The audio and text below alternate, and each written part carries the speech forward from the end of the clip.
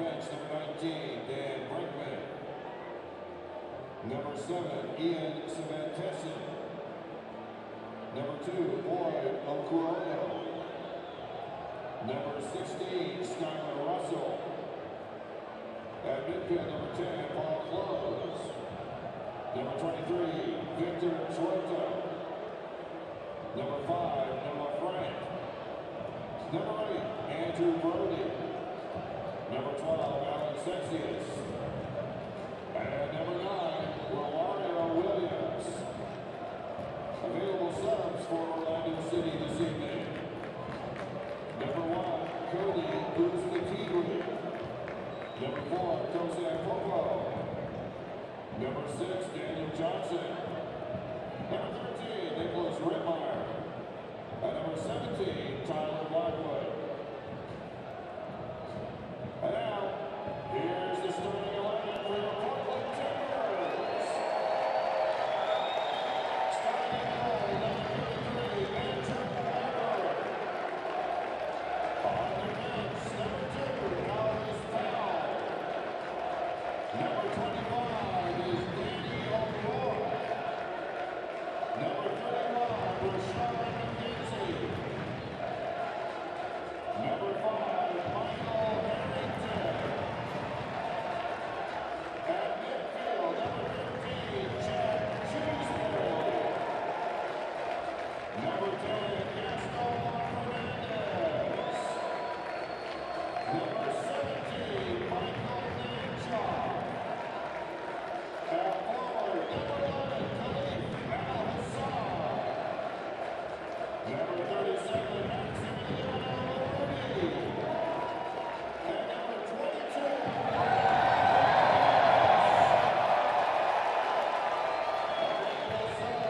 available subs for the Timbers tonight. Number 90, Jake Gleason. Number 19, Jorge Villafana. Number 20, Taylor Payne. Number 26, George Oshide. Number 24. Larry, right to Fernandez, a peach of a goal. Rudy turns, shoots, scores! Larry, body, chest down, back to goal, over the top, Will Johnson.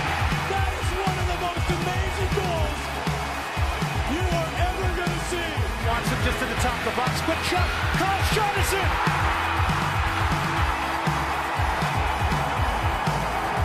Providence Park in Portland, Oregon for a U.S. Open Cup fourth-round match between the Portland Timbers and the Orlando City SC under-23s. I am Jake Zivin alongside former Portland Timber Andrew Greger. Already in this U.S. Open Cup, Andrew, some MLS teams have struggled a bit. Already 3 teams before tonight have lost. This is a Timbers squad tonight, though, built to win this match and built for the future for August. Yeah, it's a situation tonight where they're getting some players some time, looking at the long-term scheduling issues with Champions League, MLS, and also with Open Cup in 3 different competitions this season. And the big name in this squad for the Timbers tonight is Rodney Wallace. Tore his ACL in the final match of last season. Has been on loan for the past 2 games with Arizona United SC, making his Timbers debut tonight. You've seen him in training. What can Rodney Wallace bring? Is he able to be the same player that we've seen out of him the past few years? Yeah, Rodney Wallace is an energy player and has always been an energy player. And in trainings, they've had to hold him back a little bit because he's wanted to bring it too early. He's gone on loan now to Arizona, has played a couple games down at Arizona. He's going to be excited tonight to play in this game, and he's going to bring that energy that this team needs. This is a matchup of amateurs versus professionals. Orlando City SC, their under-23 team, similar to how the Timbers have an under-23 team that plays in the PDL. This is the under-23 arm of Orlando City SC, the future Major League Soccer club. Most of the guys on this roster are in college. But there are some good players, some real talent coming from Orlando City, from the U23s, to play in Providence Park tonight. Yeah, for sure. There's 3 guys you kind of want to take a look at tonight. Romario Williams, Jamaican Youth International that plays at University of Central Florida. Then in the back, Boyd Okuono from UNC. U.S. Youth International center back, solid player, played in some big games. And then the goalkeeper, Tomas Gomez from Georgetown. Quality goalkeeper, gonna need his experience tonight. Orlando City SC under 23 with plenty of talent. The Timbers also with plenty of talent in this squad. We'll have the starting lineups and kickoff when we come back. But first, the national anthem. Here's Hannah Wilson. Who will honor us with her rendition of the Star-Spangled Banner. Oh, say, can you see by the dawn's early light what so proudly we hailed at the twilight's last gleaming, whose broad stripes and bright stars through the perilous fight o'er the ramparts we watched were so gallantly streaming, and the rocket's red glare, the bombs bursting in air, gave proof through the night that our flag was still there. Oh, say does that star-spangled banner yet wave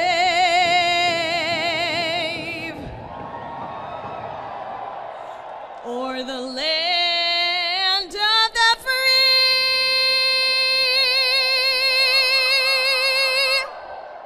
and the home of the brave.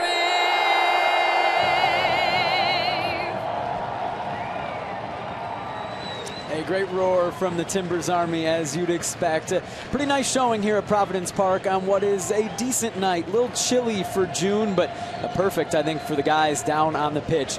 The starting lineups for this match will begin with the visiting Orlando City SC under 23s. This is a squad made up mostly of guys in college. In goal, Tomas Gomez, he plays for Georgetown. The back line will be Dan Brinkman, Ian Svantesson, Boyd Okwanu, and Skylar Russell.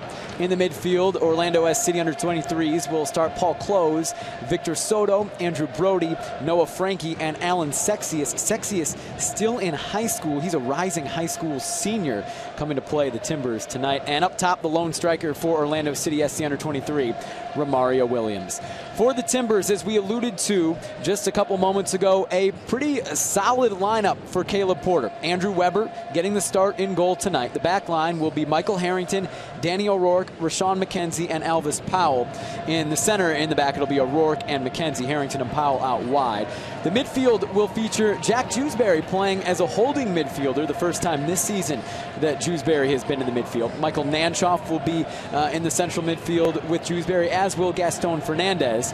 Khalif Al-Hassan will play out wide on the right, and Rodney Wallace making his season debut in that familiar left wing spot for the Timbers. And up top, the lone striker, Maxi Arudi. Andrew Greger, you've played in a match like this before, a group of professionals against a group of amateurs in the U.S. Open Cup. You've got guys like Maxi Arudi, Gaston Fernandez, 6 goals apiece for both of them in Major League Soccer this season, playing kids in college. Mentally, what do the Timbers need to do to approach this matchup and not overlook what on paper seems to be an overmatched Orlando City SC under 23 squad? Yeah, they have to be good professionals, and the good thing for Fernandez and Urruti, they've probably never been in this environment before where they played against college players. And the one thing that you'll notice from the very beginning of the game, and the thing that annoys pros the most, is the excitement, the level that these college guys bring. They're late into every tackle. They go for every single ball, and it can be a little bit annoying to begin with. Orlando City SC under 23. Khalif Al-Hassan. Now it's Michael Nanchoff. This will be a Timbers throw. Nanchoff already playing pretty high up the field. I think what you talked about, Andrew, that the flipped triangle seems to be how the Timbers are starting out, at least today. maybe unfamiliar from Timber fans who are used to seeing 2 holding midfielders opposed to 2 attacking midfielders in the center. Yeah, it's a variation of their lineup that the guys are very comfortable with. They do it in practice. They've done it in games before. It's nothing new to them. You know, Jack Jewsbury's a veteran of many years in this league. He's played in games like this before. He's played in the middle of the park. So he'll control it. He'll control the tempo. He'll make sure that everyone's in the right positions. And as you said before, Captain Jack is back. Fernandez into the box, headed clear by Skylar Russell. Jewsbury, now it's Harrington. Back to Jack Jewsbury. Patience early on from the Timbers. Danny O'Rourke, too much for Alvis Powell, goal kick for the Orlando City under-23s. Yeah, it's a good start already for the Timbers, you know, getting control of that possession, which is, you know, what they like to do. But I also like to see Alvis Powell real early on in this game, getting all the way down the line. I think that's going to be a theme for the night. I think you're going to see Michael Harrington and you're going to see Alvis Powell working those wings, getting it forward, because most likely, and it looks like the lineup with the 4-5-1 from Orlando City, they're going to be pretty packed. So the space is going to be on the outsides. So look for the Timbers to attack down the outside tonight. We haven't seen Alvis Powell in a Timbers uniform since that red card against Columbus back on May 17th. Had an extra game suspension, was away with the Jamaican national team as well. Jewsbury sends it clear. Rudy had to come back into an onside position. And Tomas Gomez, the keeper for Orlando City, is able to send it across the halfway line. Noah Frankie wins the header, no problem for the Timbers. Andrew Weber also back in the squad, first time since that Seattle match. Weber played a couple matches, of course, this season in relief of Donovan Ricketts after Ricketts had that red card against the Colorado Rapids. Weber getting the start in U.S. Open Cup play. Here's Rodney Wallace. Back after an ACL tear, suffered in the final match of 2014. Made it back pretty quick. That was in November. Now we're in June. Nanchoff couldn't get to it. Ian Svanteson sliding in, but it's a corner kick for the Timbers, their first of the match. Yeah, going back to Rodney Wallace there, it's, you know, got to give a lot of credit to the Timbers medical staff, but also to Rodney Wallace himself as being a, you know, a disciplined, hard-working player to get himself back on the field as quick as he did. Michael Nanchoff will take the corner kick. And he'll have to do it again.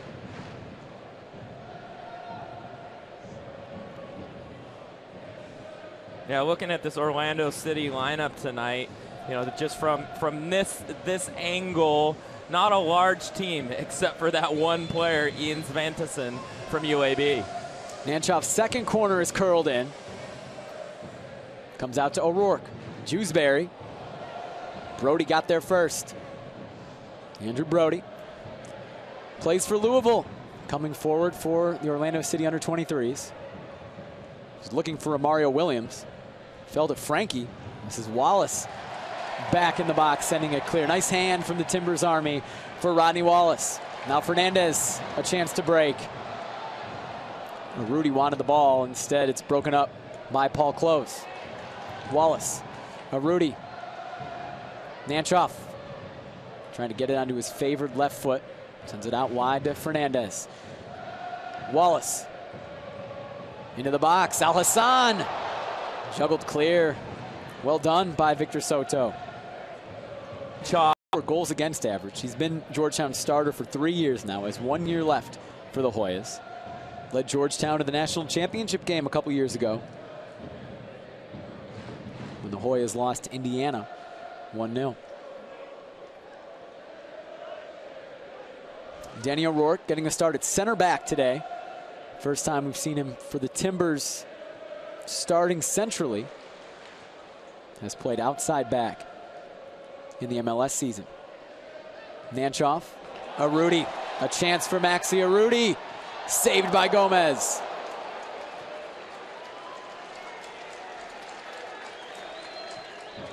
First test for Tomas Gomez of the evening. Alan Sexius. Powell's able to get it away from him. Alvis Powell, one of the guys in the Timbers where there's not a huge age difference between him and the Orlando City under-23s. Just 19 years old. Yeah, Elvis has decided to take a different route than a lot of these players, going straight into the pro ranks and moving along his development a little bit quicker than some of the college players. It's worked for him. It sure seems. Skylar Russell. Nobody there for Orlando City. O'Rourke maybe a little too patient. Andrew Weber gets it clear. Rudy. Michael Nanchoff. Gaston Fernandez. Nanchoff on his left foot. He was looking for Rodney Wallace, who wasn't making the run. Michael Nanchoff has a pretty nice U.S. Open Cup history. Scored a fantastic goal last year against Tampa Bay in Portland's second match of the 2013 U.S. Open Cup. The Timbers, of course, made it all the way to the semifinals a year ago. Starting their run this year in the 4th round, as all Major League Soccer teams do.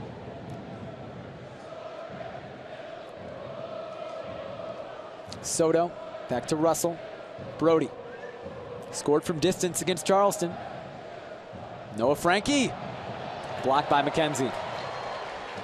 And Fernandez is chopped down in the midfield by Paul Close.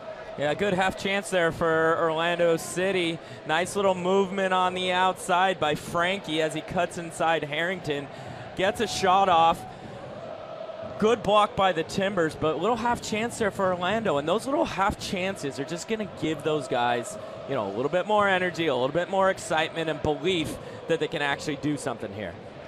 Long ball from Al Hassan finds Rodney Wallace. Harrington has space into the box. Maybe a little miscommunication from Orlando City, but it's harmless. No one there for the Timbers.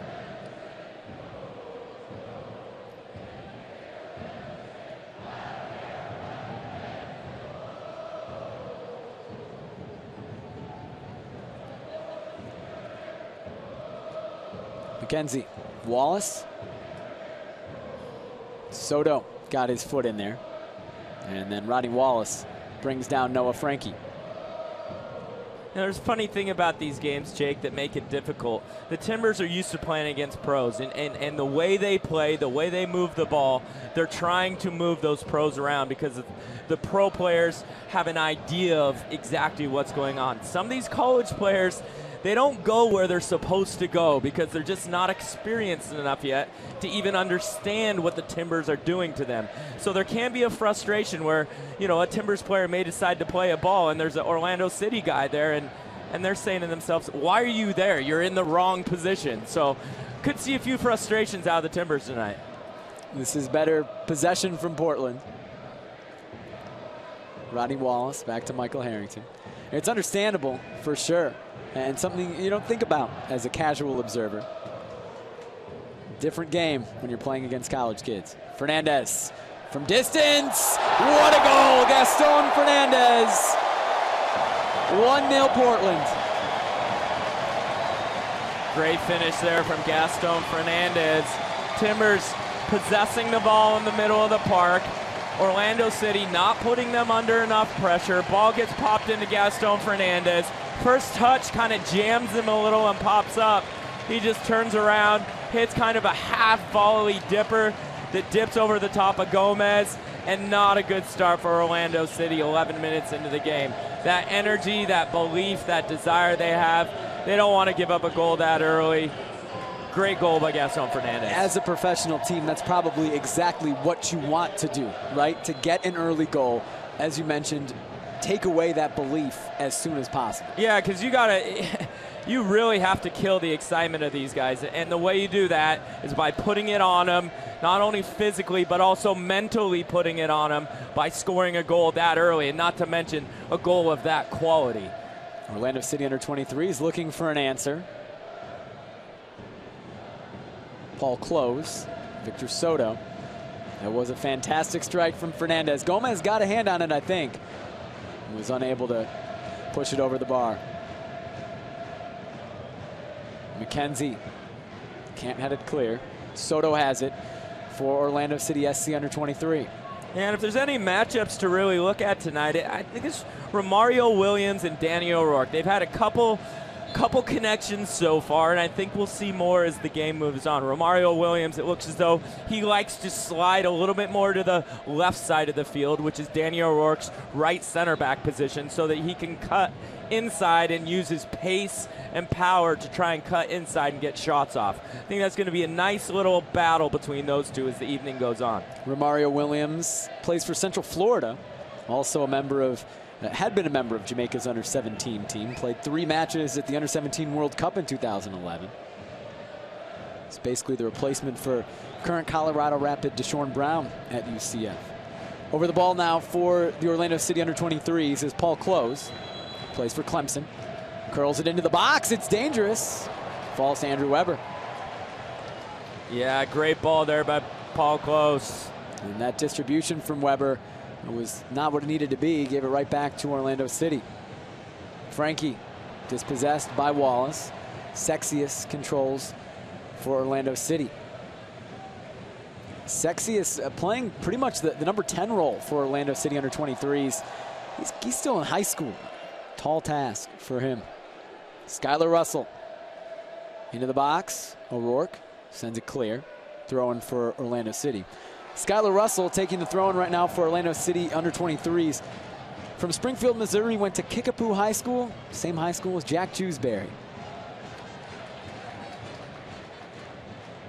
A proud day for that high school, I imagine. Two alums on the field at the same time. What are the chances that we have 2 players from Kickapoo High School on the same field right now? Yeah, the Orlando City under 23s come to Portland for a 4th round U.S. Open Cup match and happen to have a guy who went to the same high school as Jack Jewsbury. Obviously, just a few years apart. Yeah, no disrespect to Kickapoo High School, but I mean, it's not a soccer powerhouse in Missouri? No, just a small part of Missouri. You know, the chances of that's going to happen are very slim. Rodney Wallace a chance to come forward, slows it down instead. Fernandez, Michael Harrington. Now it's Jack Jewsbury, the Kickapoo High alum. Khalif Al-Hassan is looking in for Powell. Still there for Al-Hassan. Nanchoff. Fernandez. Sitting further back than we're used to seeing him. Jewsbury. Harrington. And you can see when the Timbers go forward, Jewsbury is almost pushing back to be a center back, and Powell's getting so far high into the attack. O'Rourke moves out right.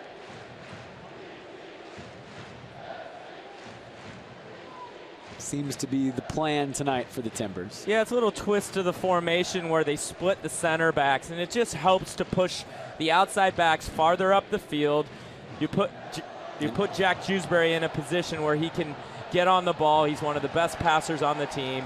Get Jack on the ball in a good area to distribute, and then look to overload and attack from there. You were talking about the matchup between Romario Williams and Danny O'Rourke. That wasn't O'Rourke, but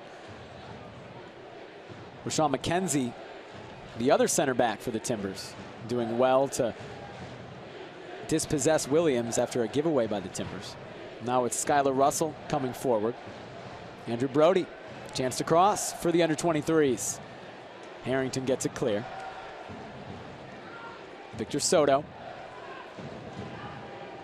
chips into the box looking for Williams. Falls to Andrew Weber.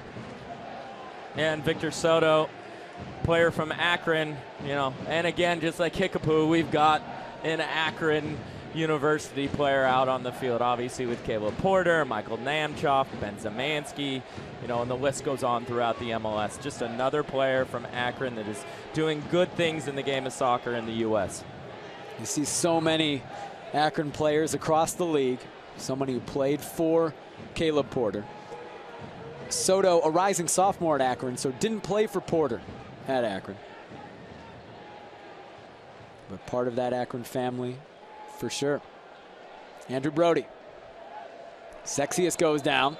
And Orlando City SC under-23s will have a relatively dangerous opportunity in the 17th minute.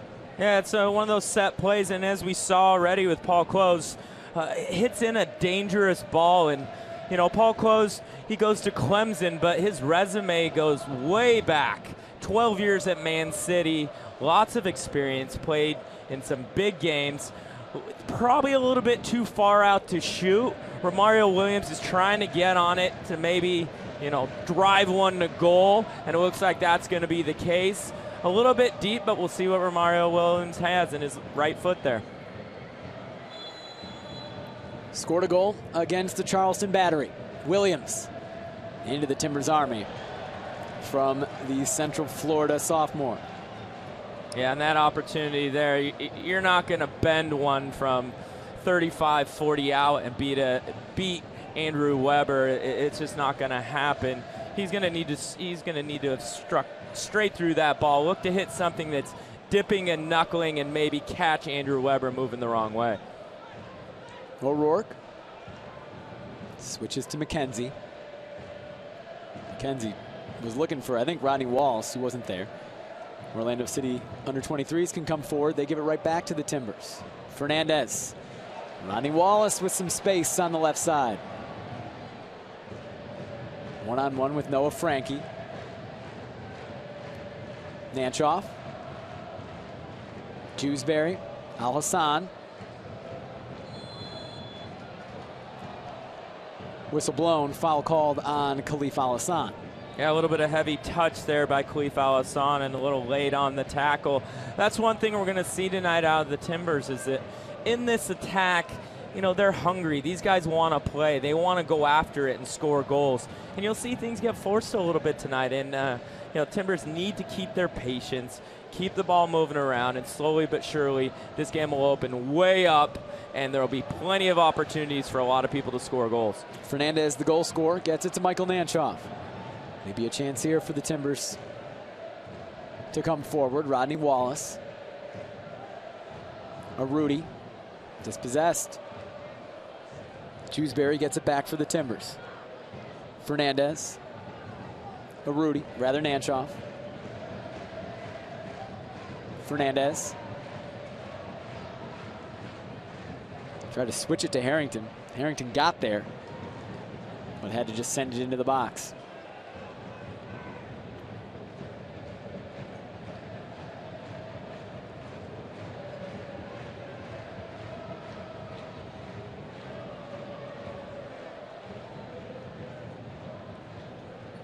Soto wins it in the midfield. Now Rodney Wallace can come forward.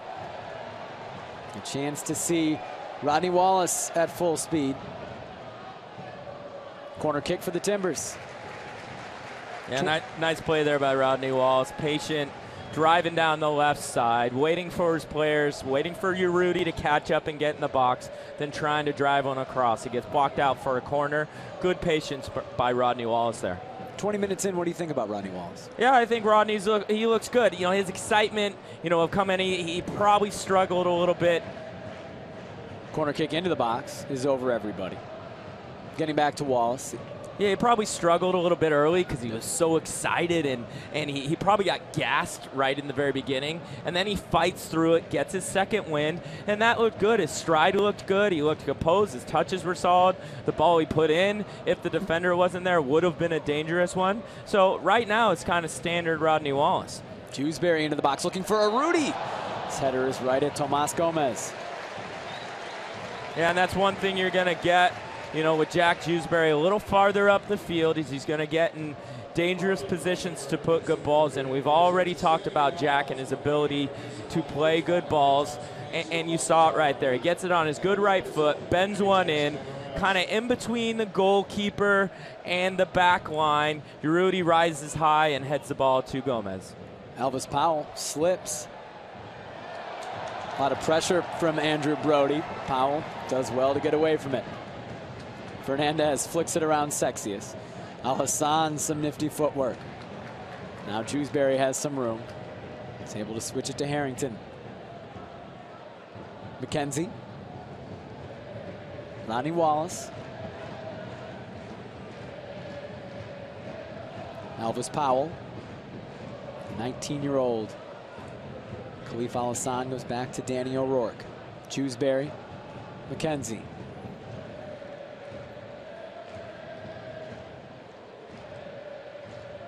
Patience from the Timbers. And as you'd expect, this is what they like to do if they can. Nanchoff. Wallace. Flick wasn't quite there for Fernandez. Gomez sends it to midfield. O'Rourke back to Weber. Williams chasing. Weber's just got to send it across midfield. And into touch. The Timbers throw. Yeah, this is going to become very, very difficult for this Orlando City U23 team. You know, at this point in the game, 23 minutes in, they've lost a little bit of their energy and excitement. You know, the adrenaline is kind of worn off a little bit, and they realize the task that's in front of them. 1-0 down against a very good Portland Timbers team, and they're going to be doing a lot of work and a lot of chasing just to keep the score the way it is, not even thinking about the effort that's going to need to be put in to make sure that this thing doesn't get out of control and or to get that next goal to tie this game back up. That 11th minute Gaston Fernandez strike seemed to take a little bit of the energy out of Orlando City under 23s, as you'd certainly expect. Throwing now for the Timbers. Got to be tough for a group of college kids coming into Providence Park. You've got to think, if we can keep this level for as long as possible, then we'll be in all right shape. But an 11th minute goal and a great one from Fernandez. A little deflating. Yeah, and what a lot of people don't know out there as well is the way the PDL works. We'll go ahead and look at this attack here by Michael Harrington come down the left side. This is Nanchoff, just wide. Good opportunity for the Timbers there. Nanchoff, or actually, sorry, Michael Harrington steals the ball, breaks down the left side, cuts it back to Nanchoff, who gets it on his left foot, but it's a little bit behind him, and he pulls it just wide of the goalpost.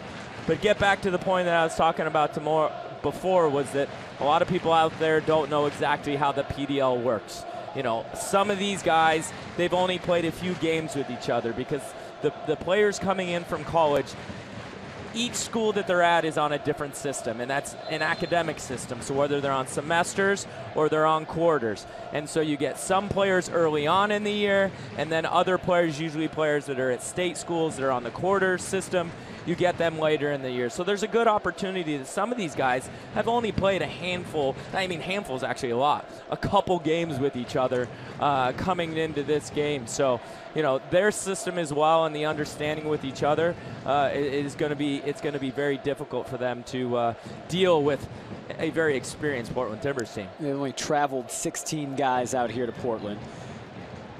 They've only played 6 games in the PDL this season, have played 2 U.S. Open Cup matches as well, won both of those, obviously. It's why they're here. This is Orlando City under 23's 3rd match in 5 days. The other 2, of course, were in Florida, which is about as far away from Portland, Oregon as you can get in this country. And this is their 3rd match of 6 games in 12 days, the total run. It's life in the PDL.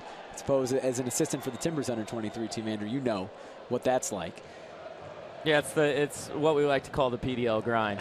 You know, you go through times, you know, during the season in the PDL where the schedule is just kind of unbelievable as far as the number of games in the short amount of time that you play, and then it opens back up and gets to, you know, a rather normal schedule. You know, with our U23 team this year, we had that PDL grind pretty early on. We started this season with 3 games in 7 days, and it was just, you know, right away the guys went right into the deep end. So, you know, Orlando City's now, you know, starting to get into their part of the PDL grind, and you know, it's going to be a tough grind for them starting tonight with the Timbers.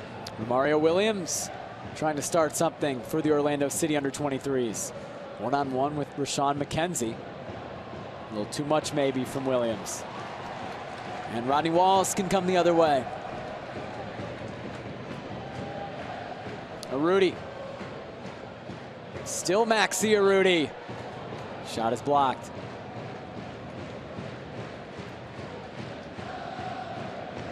Nanchoff. Fernandez.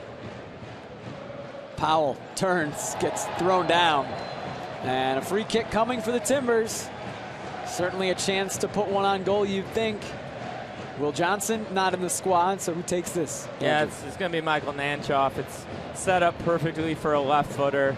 You know, Michael Nanchoff practices this, you know, week in and week out. You know, he's done it his entire life. Great distance for him, far enough out that he can get it up and over the wall. You know, he'll go ahead and take a look at it and see, you know, which angle makes the most sense for him as far as going to the near post over the wall or maybe trying to fake the goalie out and go into the far post. Here is Nanchoff over the bar. Went the finesse route and just put a little too much on it. Yeah, he decided to try and bend it up over the wall into that near post, which is a difficult skill set. You know, and sometimes it can be difficult on this, you know, on the turf, on you know, the field turf here. You know, sometimes the ball like can sit up on it. Sometimes it catches it, depending on whether or not you get a part of the field turf is the wet part, or maybe it's a dry part. It could grab the ball, it could grab your foot. So a little bit different than playing on grass, but at the same time, good opportunity for the Timbers to score another goal. Elvis Powell into Maxi Arudi. Here's Nanchoff, just put that free kick over the bar. Now Powell, back to McKenzie. Timbers have controlled possession as you'd expect in this match.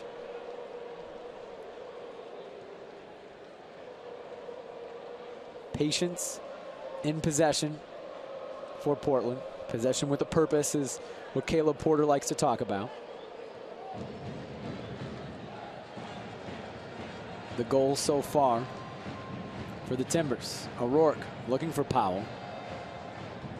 That was Skylar Russell heading it into touch for the Orlando City under-23s. Nanchoff was looking for Alassane. Still there for Nanchoff. And now Sexius is able to take it away. And Brody's coming the other way for the Orlando City under-23s. Soto, Sexius. Chance for the Orlando City under-23s to possess a little bit now. Pop to the top of the box. Laid off for Williams. This is Brinkman into the box, the right back.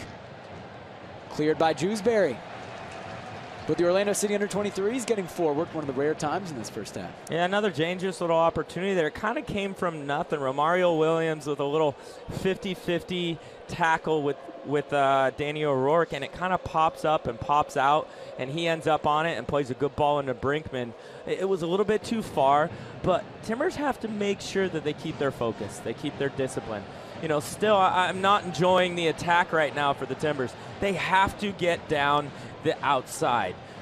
The way Orlando City is set up in their 4-5-1, there is lots of numbers in the middle of the park, and it is just, there's not enough space in there to try and play through it right now. Nanchoff is looking for Arudi, sends it out wide, and he can't keep it in play. He was offside first. Timbers seem to be maybe a bit late recognizing some of those runs today. Yeah, I think a lot of it is to just the different players that are on the field. As far as, you know, Timbers, you know, this formation hasn't necessarily played a lot. And then also it's the runs, like I said before, of the college kids. Like I was talking about with the Timbers being frustrated with how, you know, some of the Orlando City players may get in the wrong areas. They also make the wrong runs that pros don't make, and they're very unorthodox in some of those runs, and that can throw the Timbers off as well. So that's what makes this such a kind of intriguing matchup. It's the extremely, you know, extremely experienced professionals playing against these amateurs, and it's that combination just, it makes it fun because you never really know what's going to happen. It's been a fun U.S. Open Cup for sure for Major League Soccer teams. Some of them not so fun. 3 teams lost last weekend. Tonight, some scares put in by Harrisburg City.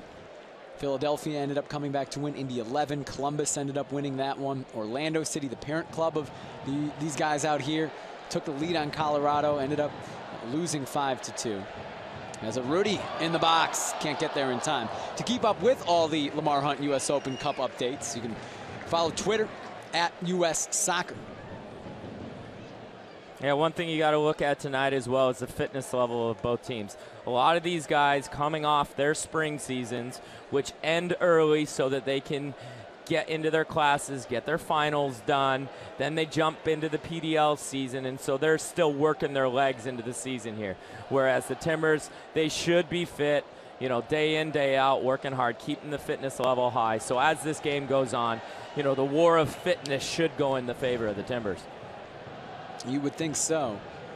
It seems to be what happens in these matches, pros versus amateurs. We saw the Portland Timbers under-23 squad in their U.S. Open Cup opener against Arizona United about a month ago take a 2-0 lead and then give up 3 goals in the last 10 minutes, just getting worn down. College kids getting worn down by professionals. Yeah, and that's, again, it was just over time. You knew it was going to happen. You knew they were going to break down at some point because they just didn't have that base of training and fitness.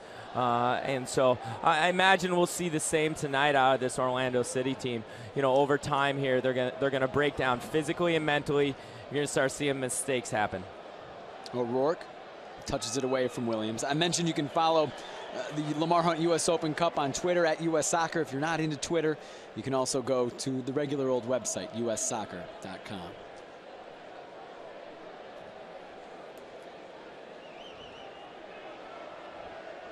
Orlando City under-23s back off.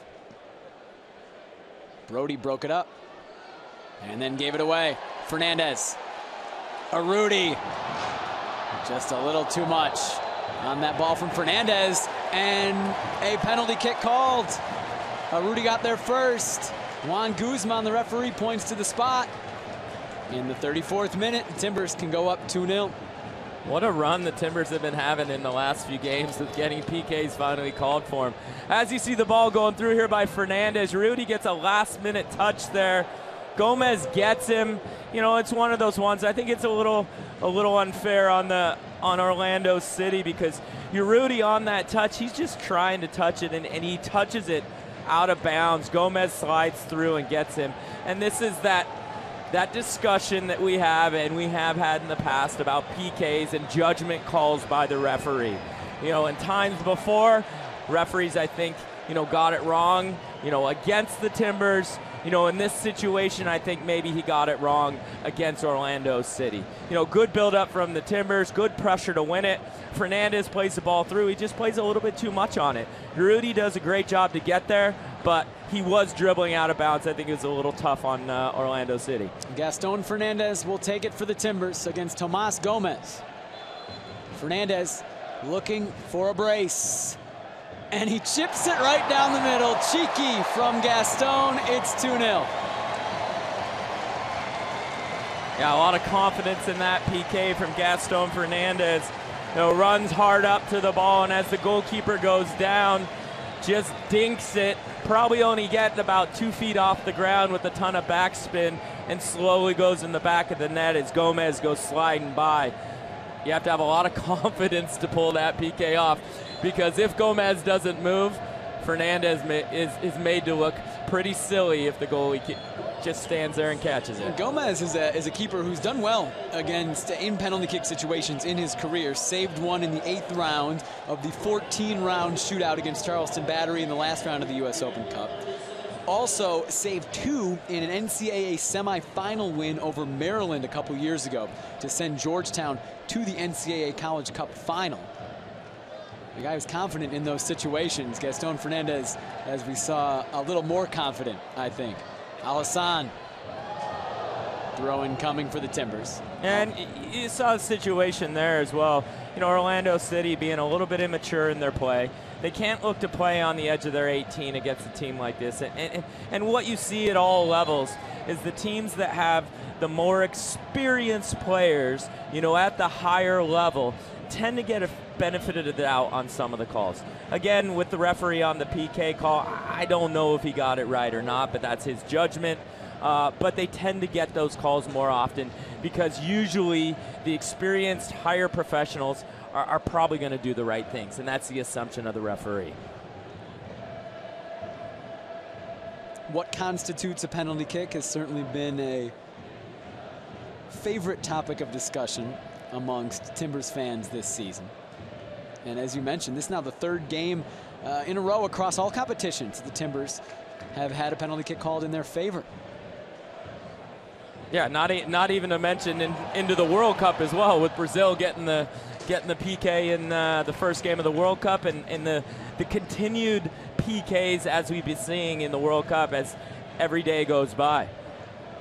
Fernandez, 2 goals already. Certainly what Timbers fans and I think Caleb Porter wanted to see and expected to see from a guy of Gaston Fernandez's caliber playing against college kids. Already 2 goals, just about 38 minutes in. Fly Alaska Airlines nonstop from Portland to over 30 cities, including new flights to Salt Lake City. Explore more and spend less at alaskaair.com. Mario Williams, lone striker for the Orlando City under-23s today. Hasn't seen much of the ball. Paul Close is able to turn in the midfield, and then Alan Sexius is fouled by Khalif Al-Hassan.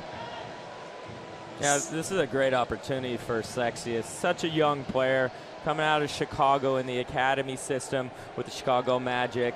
A great opportunity to play in this environment against these players, and really something he's going to be able to build off of moving forward. He is just 17 years old. Khalif Al-Hassan goes down. It'll be a free kick for the Timbers. Getting back to Sexius, he scored the 2013 USSF Academy Goal of the Year, a 40-yard strike while playing for Chicago Magic PSG. And as you mentioned, a 17-year-old kid, he's not even out of high school yet. He still has a year left of high school, playing in Providence Park, playing against the Portland Timbers.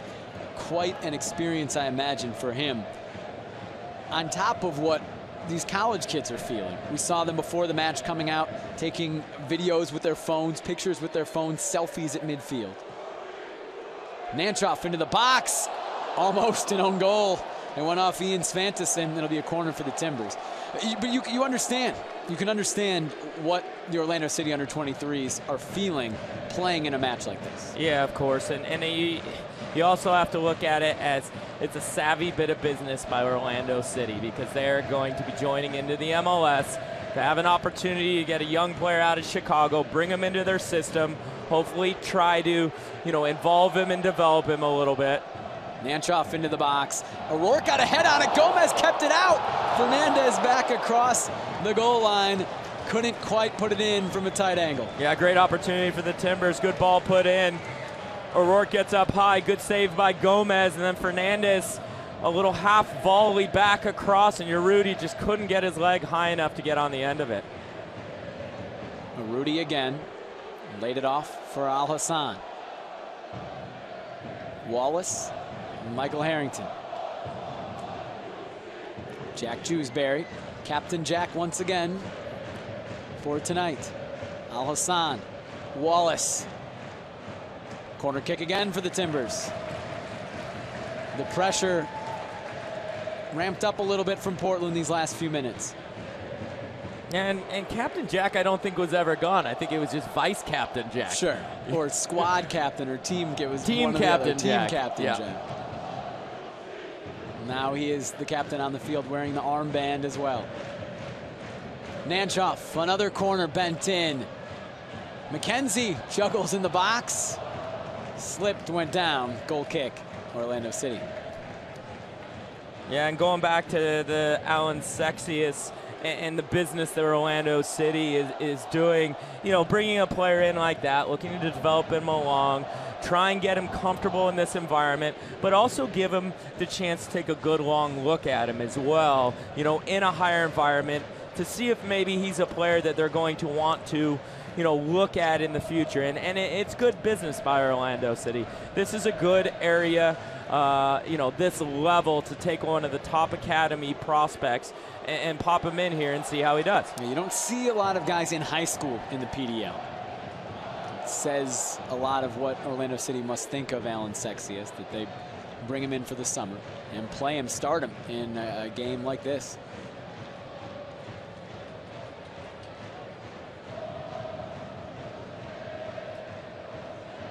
Russell got to it first. Brody. This is Soto. That's Sexius. Now it's Soto again. close. Frankie, Soto tries a shot from distance. Not a problem for Andrew Weber. Yeah, and the funny thing about going down 2-0, it also takes off a little bit of pressure, and you could see that in their play right there. There was some confidence. They weren't feeling the pressure of the game. Good little combination play, nice little 1-2. Soto from about 25 yards out goes ahead and has a strike, and nice little build-up play there from Orlando City U23s. Gaston Fernandez. Now it's Jack Jewsbury. Harrington, Rodney Wallace. Back to Jewsbury. Giveaway, broken up by Soto. Williams gets away from Fernandez. Soto again. Brought down. Play on, says the referee. Advantage given to the Orlando City under-23s. Noah Frankie. Dean Brinkman trying to get a cross off. And it's a corner kick for the Orlando City under-23s. Their first of the match. Yeah, good opportunity here late for Orlando City to get one back at 2-0. That's a dangerous lead. You know, the next goal is huge on both sides. Timbers score, game is, you know, arguably over. Orlando City scores it, they've got a lifeline, they're back into it, especially right before halftime. This is a good opportunity for them to try and get on the end of something. You see the big man in the box, that's Ian Svanteson. Weber punches it high into the air. Sent back in, broken up by Michael Harrington. Sends it forward, still there for Orlando City maybe. Jewsbury gets it to Fernandez. Big run from Alvis Powell. Some room on this right side. Powell, a speedster, sends it into the box. It falls to Wallace, just wide. Would have been a perfect return for Rodney Wallace. They took a deflection, so it's going to be a corner kick. Yeah, it's good build up from the Timbers.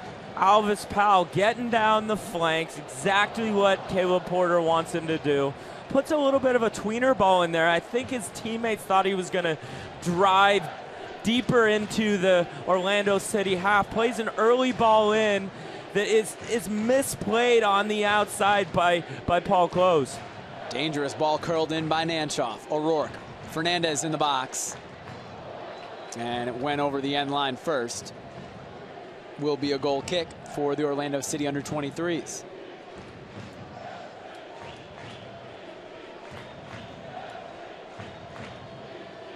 We've reached stoppage time. No indication yet of how much time there will be.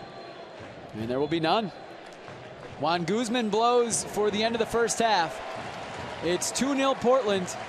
Goals from Gaston Fernandez. A brace in the first half for Legata has given the Timbers a 2-0 pad over the Orlando City under-23s.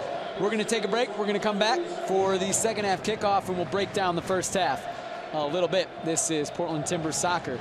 At halftime, Portland 2, Orlando City under-23s, nothing.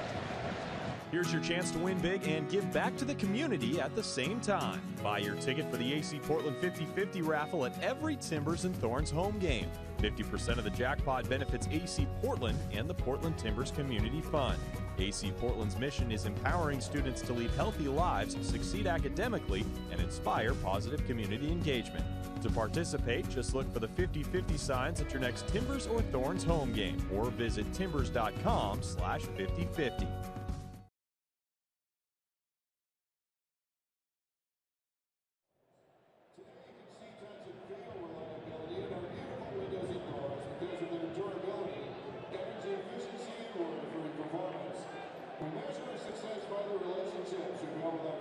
Suppliers and communities where we live and work. We partnered with organizations such as the Green Building Initiative, which accelerates green building practices by promoting environmentally progressive approaches that are practical, affordable, and accessible. Fans, now's your last chance to purchase your AC Portland 50-50 raffle ticket. Sales close at the 60th minute, so be sure to get your ticket now.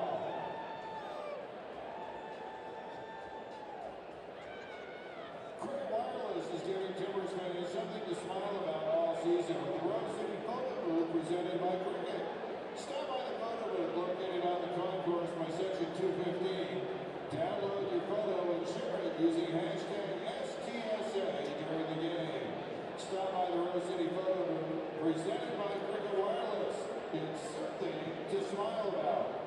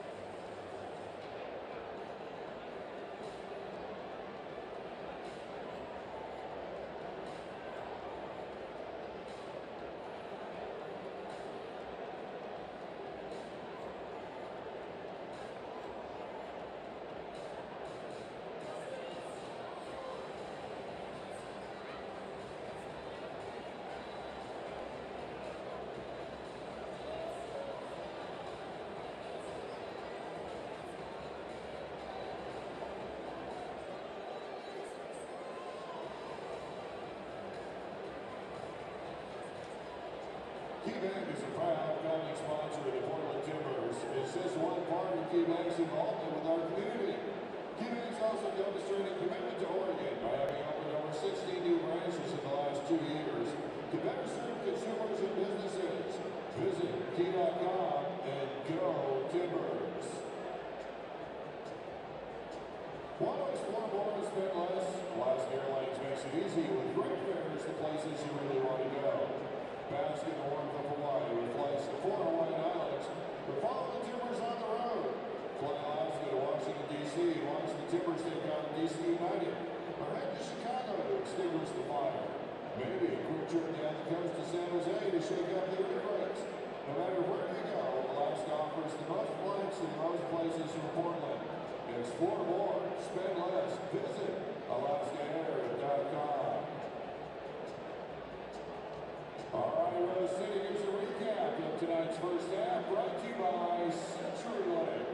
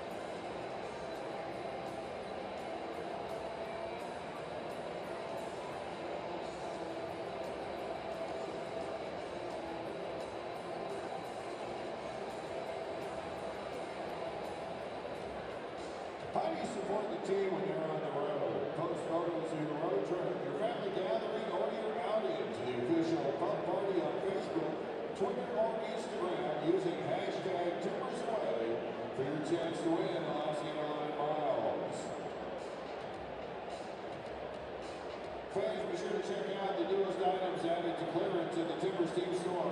Tees starting as low as $5. Hurry in while supplies last. Plus, check out our new summer hours, now open Sundays. Fans, please direct your attention to the video board for another edition of the Cook Security Community Corner featuring the Blessed Field Recognition.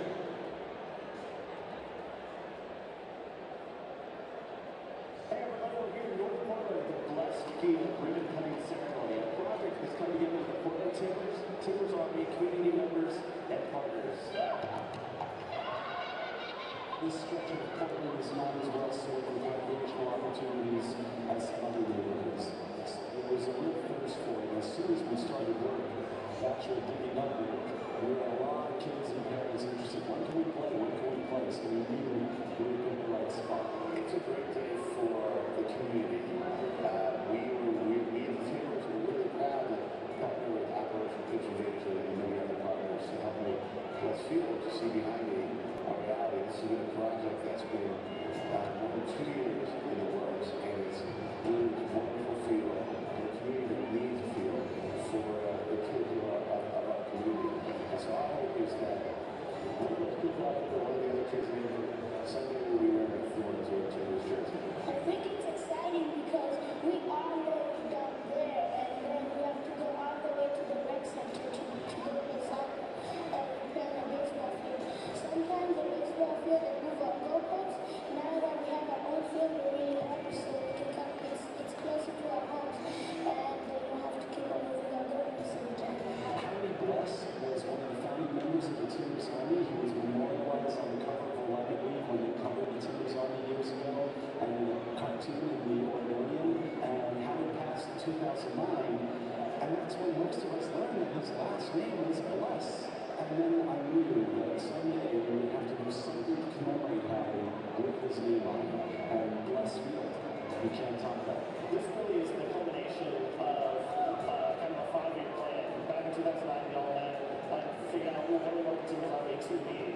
And out of that, both Lawrence Settlements and Operation Conservation were born. And so it's really kind of the Team Town, Timbers Army all coming full circle. Blessed Field means that this is an opportunity to improve my skills and my sportsmanship. Yeah, we're going to be doing this on and on and on. As long as people are playing soccer in Portland, everybody is going to be happy. The new cover area here in North Portland is home to over 1,200 kids from 22 different countries. Now with the opening of Blessed Field, they have the opportunity to come together and speak the one common language, the language of soccer.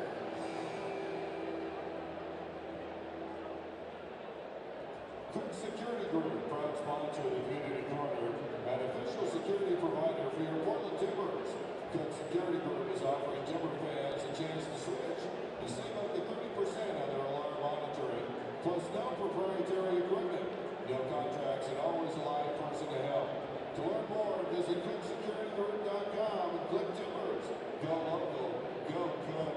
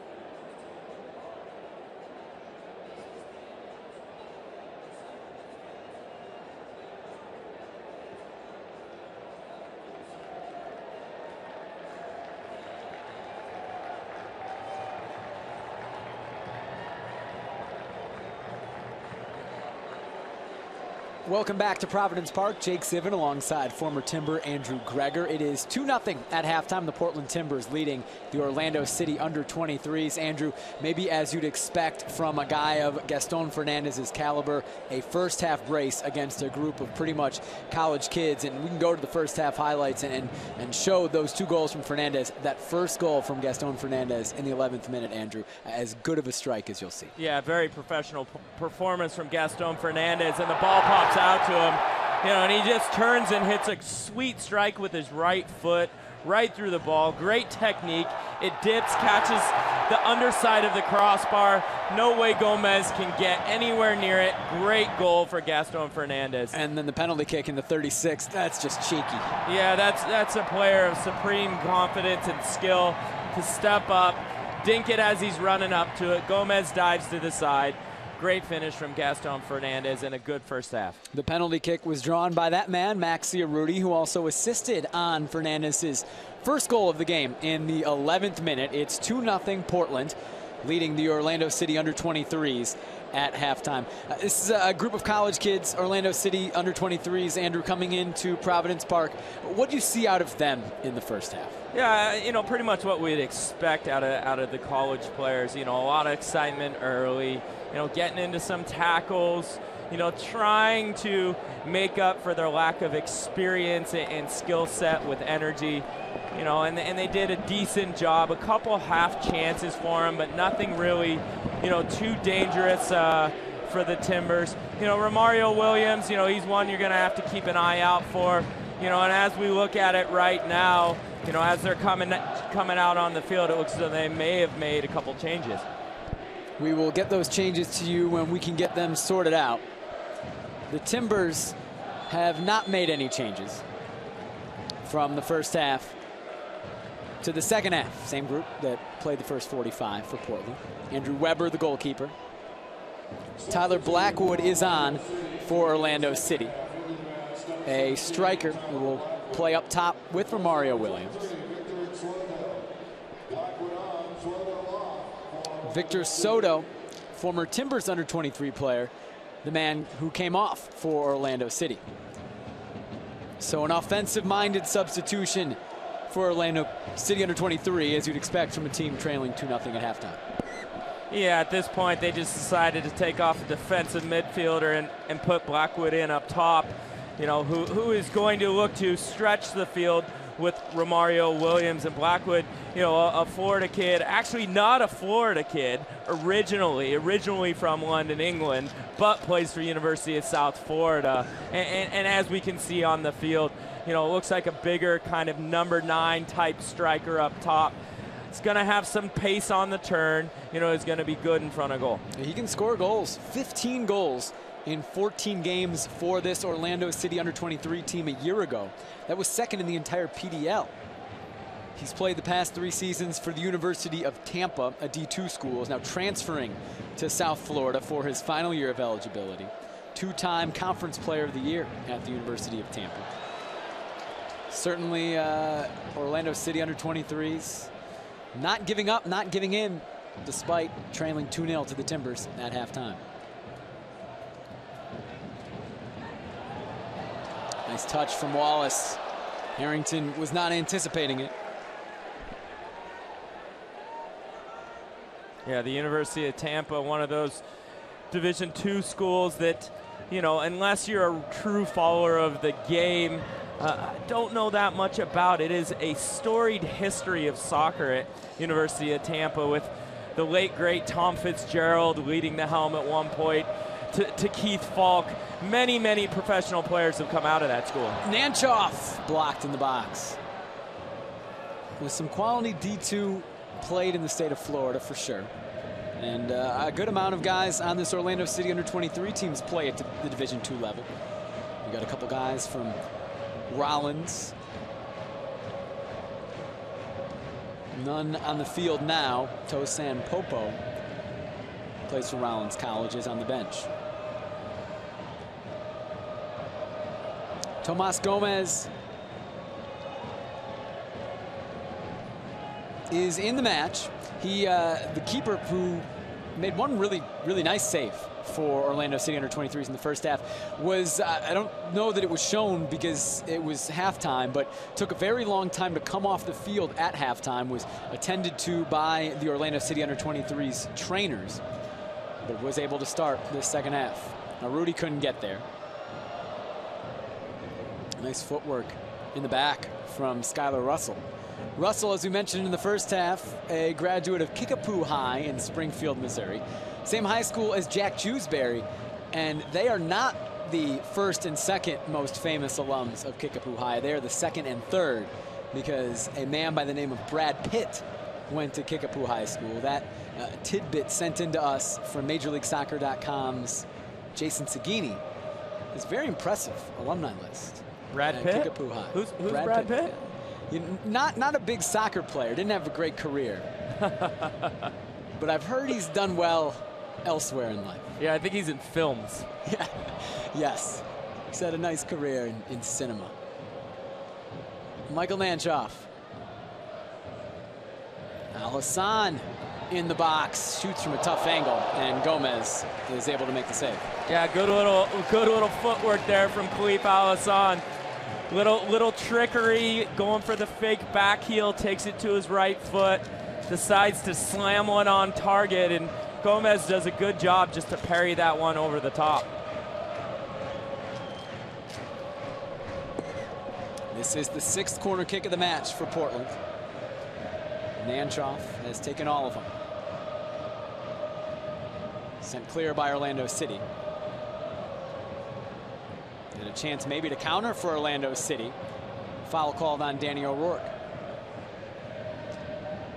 Yeah, good professional foul there by Danny O'Rourke. As Orlando City's looking to go on the break, he does a good job of just stopping that, slowing it down.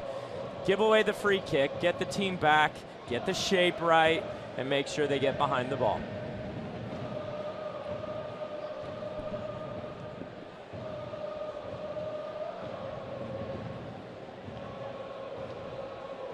Williams does well to get around McKenzie. Took a little bit too long to get that shot off. O'Rourke was able to block it.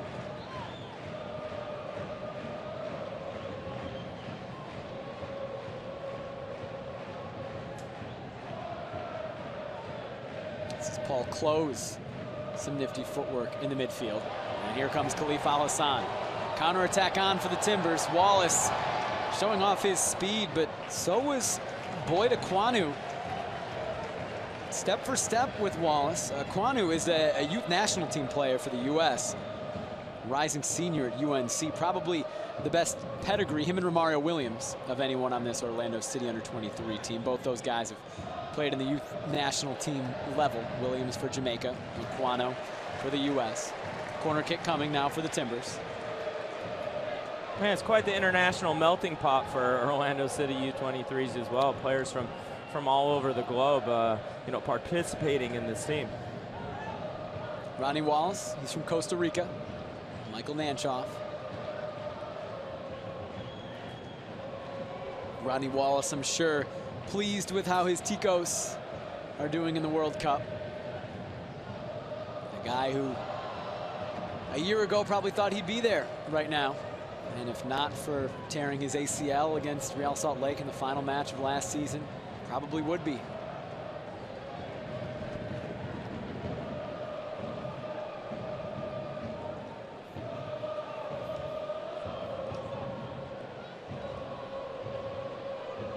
What do you think about Rodney Wallace? We've brought him up a bunch of times today, and I think certainly he's the man who Timbers fans were most interested to see tonight. He's now gone 55 minutes.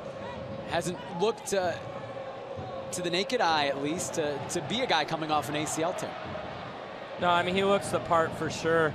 You know, as this game progresses, you'll see that, you know, his legs will start to go a little bit because as well as he's been, you know, prepared by the Timbers staff, you know, you just can't replicate game-type conditions. You know, they try their best with the technology in this day and age, but there's just nothing like it. But it's just so good to see Rodney out there with bringing his energy. He's got such a spirit about him that is just great, and it spreads throughout the team.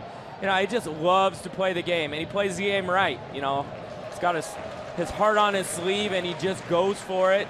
you know, and not to mention the skill set that he has with his left foot, his desire, you know, his pace.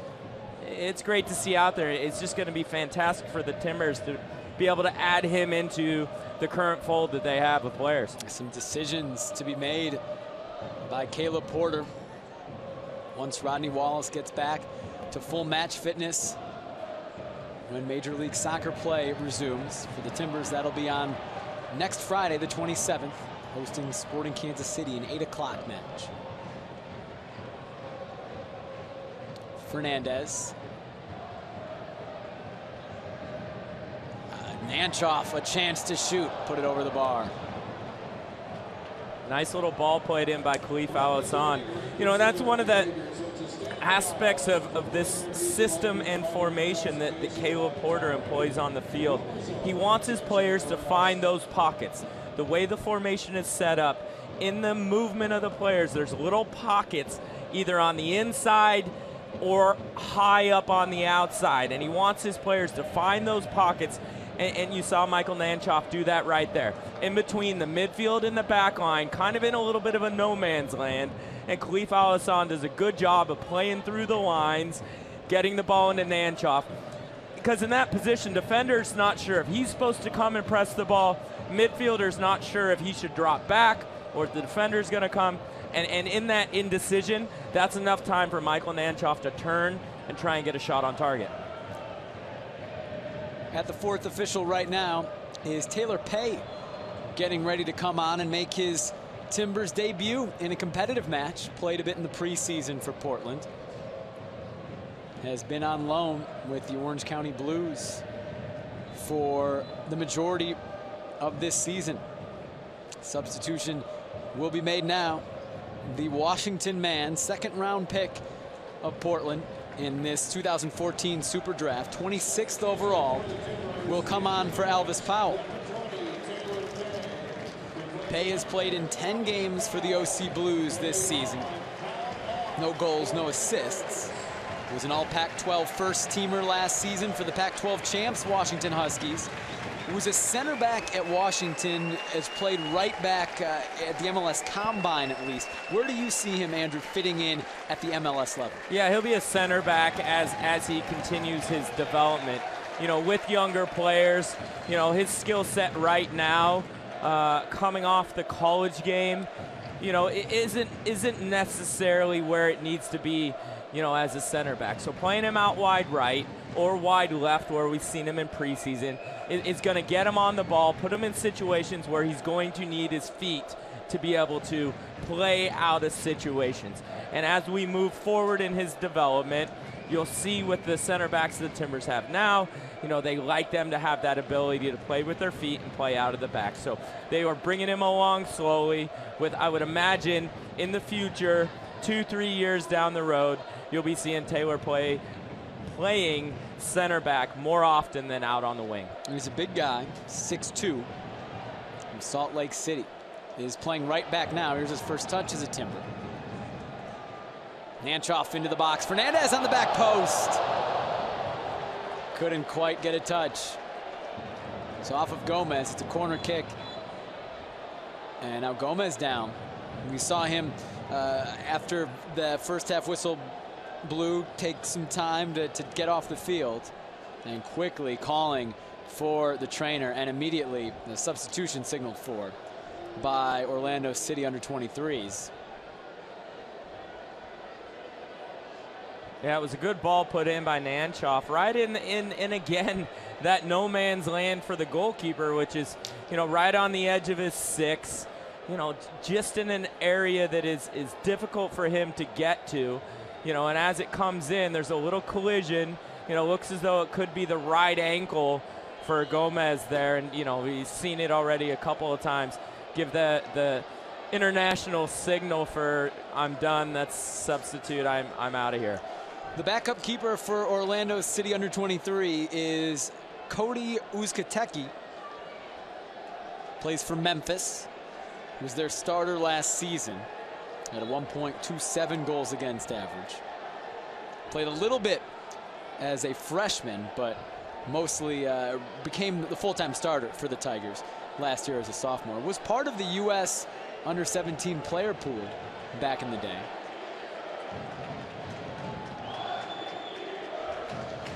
And Gomez staying in the match, at least for now, despite multiple substitution signals. Nanchov's corner is headed over the bar. That was Rodney Wallace. Yeah, and that's something as well. We're talking about Rodney Wallace a lot tonight, and that's another attribute that Rodney brings to the team. He's, for his size, you know, he's not small, but he's not large either, but he's got good lift, and he gets on the end of stuff, and he scored some big goals with his head in years past for the Timbers, scored against Seattle, up in Seattle with his head, so he can get on the end of stuff, and that's just another dimension that the Timbers can add to their attack with him getting back in the fold. So Gomez takes the goal kick, hits it about 70 yards. Uzkateki is heading back to take a seat on the bench, still stretching though. Kind of an odd situation. You don't see that very often. Usually when a player calls for his own substitution, that is that. But Gomez is going to stay in the match, again, at least for now. Yeah, it could be a situation where Gomez may have a lingering ankle problem that has been going on for a while, and you'll see, you know, and again, I'm no doctor here, but I'll use from my experience, sure, that when you roll it again and again, it tends to be a real quick, sharp pain that is really difficult to deal with, and then it wears off and you can kind of get back into it, and that could be the case right now for him. Gomez still in the match. Do you like how I had to tell you that I'm not a doctor? I thought you were. I wasn't sure.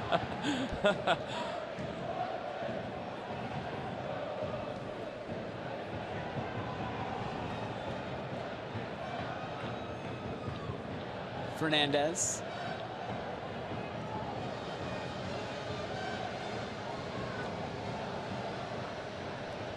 Al Hassan.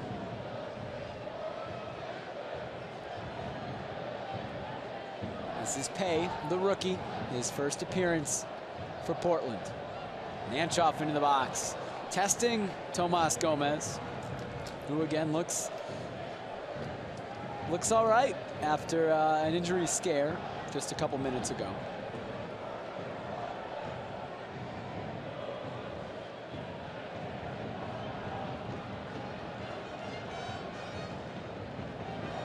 Pay coming forward. It's a nice ball from Al Hassan.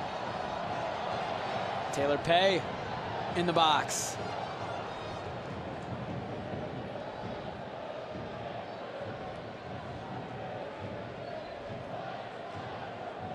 Nifty from Khalif Al Hassan. And again, it's Taylor Pay. He's been active, and that's a good ball from him. Rudy went down. Corner kick. Yeah, nice play down the right side there from Taylor Pay. You know, one thing you'll notice right away when looking at him is, you know, he's a tall, lanky player, and, you know, surprisingly fast because of those long legs. He can cover some ground. You know, Gaston Fernandez plays a good ball into him. He puts a dangerous ball inside the 6-yard box. Rudy tries to get on the end of it, and it's cleared out for a corner.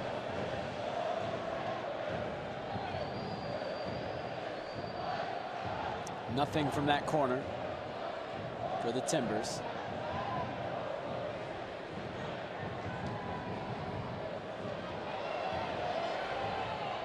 Here's Rodney Wallace, a chance to get something going for the Timbers. Another corner kick. Portland in the second half, just like in the first half, completely controlling this match.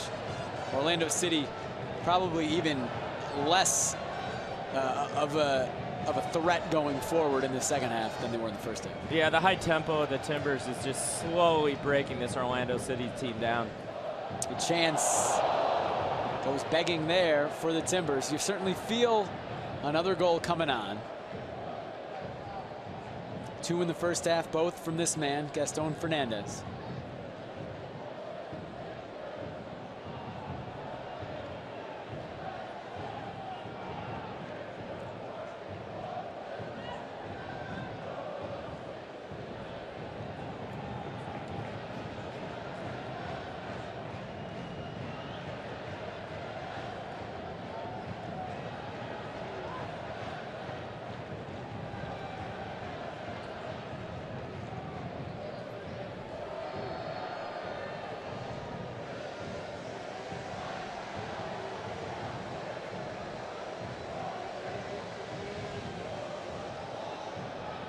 Al-Hassan has had some fun in this second half.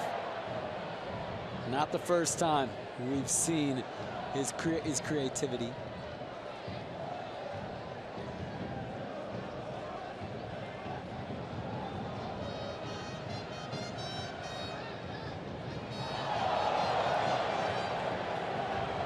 Another chance off a set piece from the Timbers.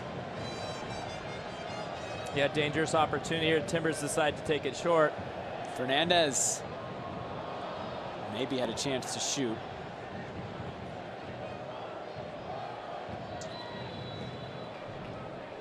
Blackwood is offside. A good step there from the Timbers back line. Michael Harrington recognizing that he needs to stop his run, so Blackwood's going to run off sides. Very heady play from the left back.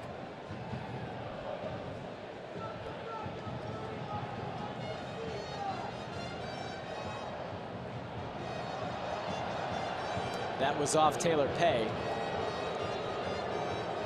Timbers Army does not like it.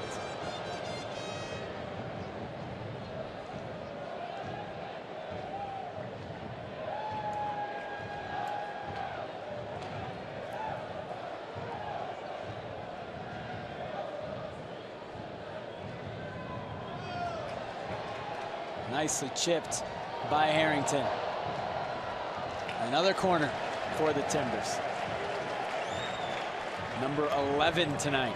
Yeah, nice play down the left side here. Michael Harrington feathering a little ball over the top of the Orlando City's right back Berkman, and Rodney Wallace running onto it. You like to see this in the 65th minute. Rodney Wallace still running, still working, you know, waving waves down this left side. He's doing a great job.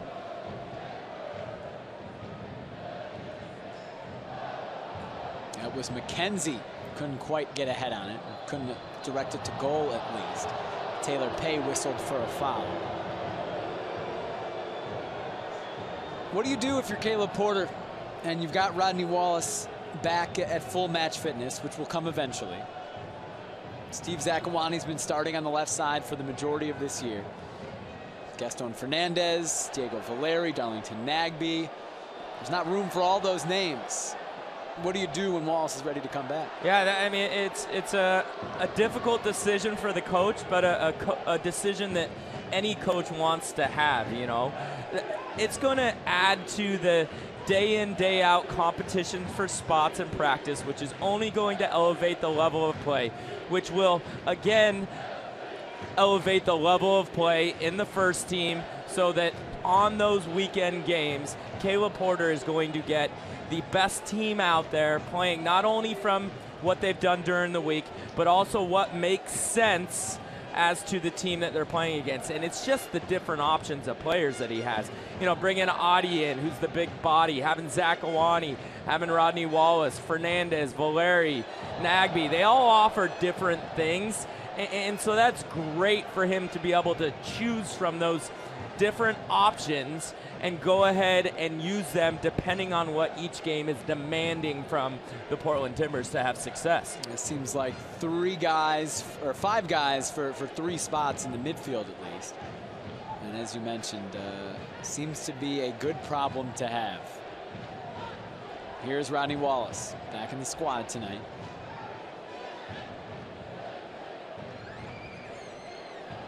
Just a little bit wide of where Maxi Arudi wanted it.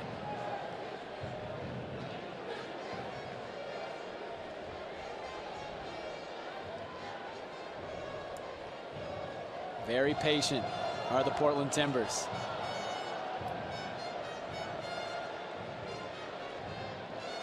This is a chance for the rookie Taylor Pay. What a way to debut. It's 3-0. What a great goal for the Portland Timbers. Maxi Arudi with a different level pass there. Brinkman thinking the ball is going to be played on the outside. Taylor Pay continues his run. Arudi plays a ball along the inside, which is that next level sort of thinking ball. And Taylor Pay, a little bit of composure out of the young player. Lets it come across his body on his right foot. Keeps it low with pace and puts it underneath Gomez. 3-0 Timbers. Not bad for a rookie defender, his first real chance as a Portland Timber. He did very well with that. Yeah, and you're seeing right now, you know, why the Portland Timbers, you know, first team staff is high on Taylor Pay, and you know why they drafted him. He's got talent, he's got the ability. They want to hone all those skills. They want to develop him and see exactly what they can get out of him in the long run. Timbers want a fourth. A Rudy. Still a Rudy. Maybe too much from Maxi Arudi. After that goal, Orlando City under 23 made a substitution. Skylar Russell, the defender from Kickapoo High in Springfield, Missouri, came off. Nico Rittmeyer, a forward, came on. An offensive substitution for Orlando City, a team that had only 5 guys on the bench. One's a keeper. The other of the 4, they were all either midfielders or forwards, so no defensive options to sub in for the Orlando City under 23s. It's 3-0 Portland, and it's Fresh Oregon strawberry season at Burgerville. Fresh strawberry shortcakes, milkshakes, smoothies, and lemonades for the perfect taste of summer. Now at your local Burgerville.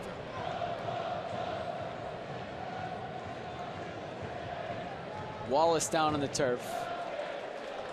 Seems to be fine. George Foshive comes to the 4th official. Yeah, I think that's probably going to be the last that we're going to see of Rodney Wallace. Looks as though he's starting to cramp up a little bit. You know, the Timbers medical staff does an amazing job of finding out what the max load is, and that's how they like to state it, the max load. They've got it down to a science that is the highest level that a player can go for, almost to the minute of what they're going to be able to do. And Rodney Wallace doing a great job and actually going exactly against what I thought there, you know, and they're going to push him even more. And Gaston Fernandez comes out of the match. Fernandez, 2 goals tonight for Legata. Exits. George Foshive comes on, another rookie. He was the 3rd round pick of the Timbers. And there's a giveaway from Rashawn McKenzie, a chance for Tyler Blackwood in the box. Nothing coming of it from Orlando City under 23s. Blackwood thought that was a corner kick. No harm done for Portland. George Foshive just entered the match. Went to UConn, has been on loan with Sacramento Republic this season, has played in 7 matches for Sacramento Republic. Again, a 3rd round pick, 39th overall of the 2014 Super Draft, making his Timbers competitive debut tonight. Both Foshive and Pay we saw in the preseason, but this is their first time playing in a competitive match for the first team. Yeah, Foshive playing in his preferred position in the middle of the park. You know, you'll see him as that kind of destroyer type midfielder in the middle of the park. Very, very gifted athletically, and as you can see, a very, very strong young man. Just needs to hone a few of his skills, maybe his experience in reading of the game, and this is going to be a great opportunity for him to play in a competitive environment and continue that development process. 2 other rookies on the bench tonight for Portland. Aaron Long, 36th overall pick, 2nd round pick, and the 1st round pick, Shilo Shuma. You would think we'll see one of those 2 at some point in the next 20 minutes.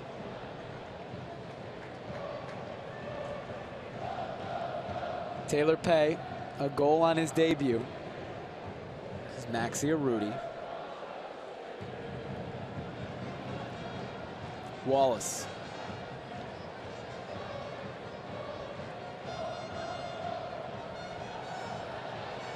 Khalifa Hassan.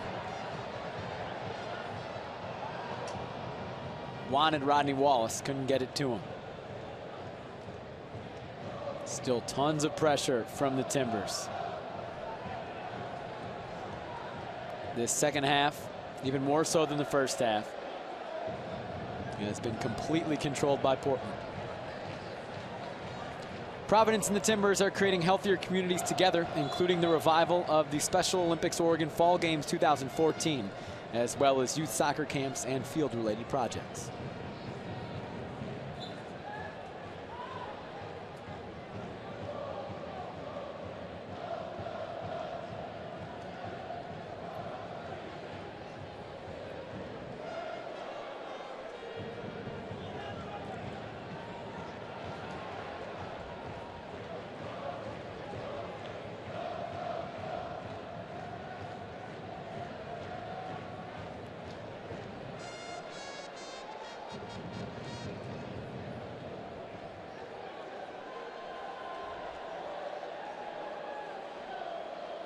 It has been a pretty dramatic fourth round of the U.S. Open Cup from an MLS perspective. 4 MLS teams have already lost. The New York Red Bulls, Chivas USA, and Real Salt Lake lost this weekend. DC United lost today to the Rochester Rhinos. MLS teams 6 and 4. The Timbers 15 minutes away from making that 7 and 4. To follow all the Lamar Hunt U.S. Open Cup news, which could include another goal from Taylor Pay, he was looking to pass instead and was looking for Rodney Wallace. But to keep up with all the Lamar Hunt U.S. Open Cup updates on Twitter, you can follow @US Soccer. For all the latest Lamar Hunt U.S. Open Cup results and information online, not on Twitter. If you don't have a Twitter account, you can visit ussoccer.com. Taylor Pay endearing himself to the Timbers crowd in his debut. I think the Timbers Army likes what they see out of the rookie from Washington. And likes what they see from Rodney Wallace as well in his return to Portland.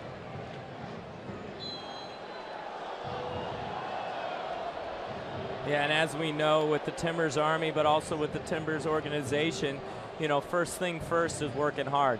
You know, and that's what they want to see. And Taylor Pay has come into this game, and from his first touch, he's worked hard.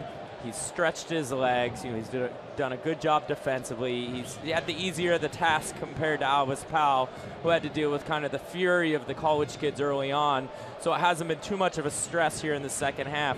But it's a great opportunity for him to have some joy getting up and down that right side. Yeah, he's essentially been playing as an outside midfielder in the second half because the Timbers have had the ball for the vast majority of the time that he's been in the game.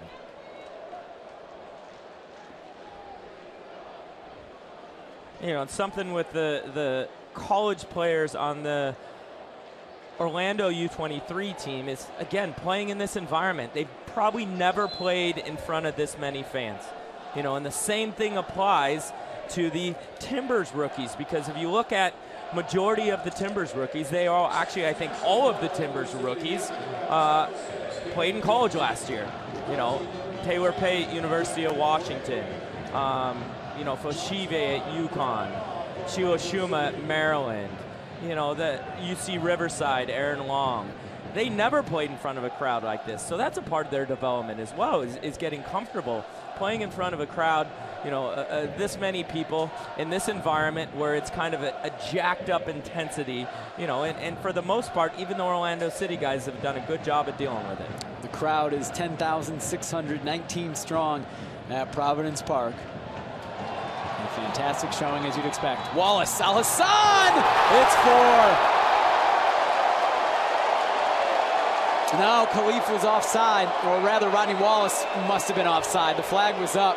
The referee blew his whistle late. Unfortunate that is, because that was a beauty. Yeah, great ball, great run by Rodney Wallace. Khalif Al-Hassan getting on the end of it. Little 1-2 with Nanchoff. Not sure where that offsides came from. There's no way Khalif Al-Hassan is offsides because he has a defender between him and the goal, and Rodney Wallace's ball was played backwards. Yeah, I believe would have been on Wallace on that, the 1-2. Hard to tell from that angle. So it stays at 3-0 for the Timbers.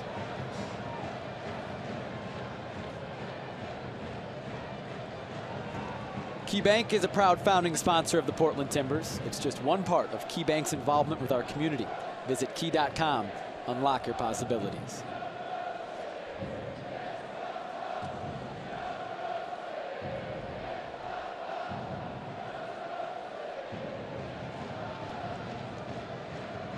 A shame about that offside. You'd say Rodney Wallace probably deserves to get on the score sheet tonight, rather an assist or a goal. He's been involved. He's played well.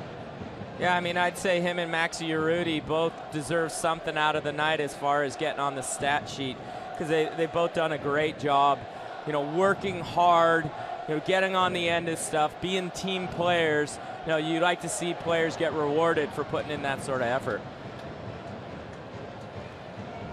Timbers still pressing in the 79th minute. Another chance for Wallace, instead lays it off. And Rudy couldn't settle that.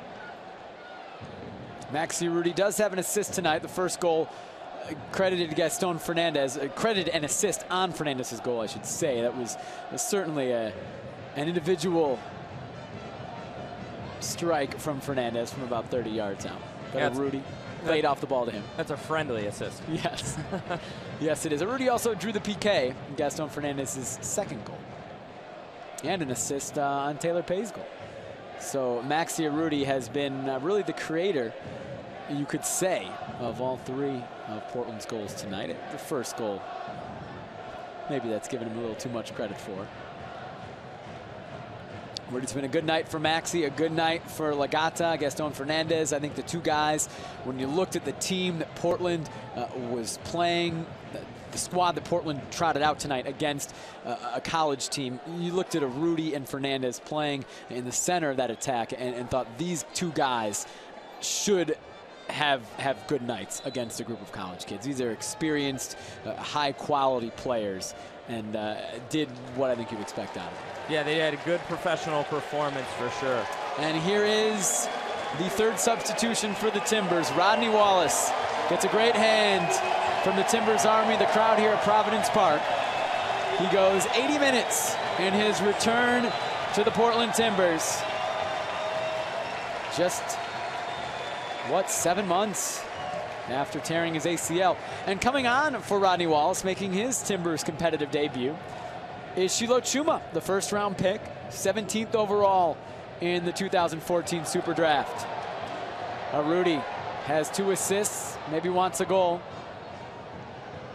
It won't come yet for him. Chuma has spent this season on loan. Al-Hassan, Urruti maybe. Gomez off his line. Chuma, an attacking player from the University of Maryland, has played 7 matches on loan with Arizona United, played 2 on loan with the Orange County Blues. Does not have a goal or an assist this season at the USL Pro level. Did score Portland's first goal of the preseason, and that is a pretty ridiculous giveaway by Svantenson. Al-Hassan, Urruti goes down. No call. Jewsbury, it took a deflection. It'll be a corner kick. Yeah, a little sneaky play there by Khalif Al-Hassan, coming late and stealing the ball off Svantenson, as he's looking to make the pass down the field. Little ball into Urruti. Urruti trying to split 2 defenders. Kicks back out to Jack Jewsbury. Jack Jewsbury is going to take the chance, take the touch, hits a good strike. Jack Jewsbury has great technique and hits a great shot that's deflected corner for the Timbers.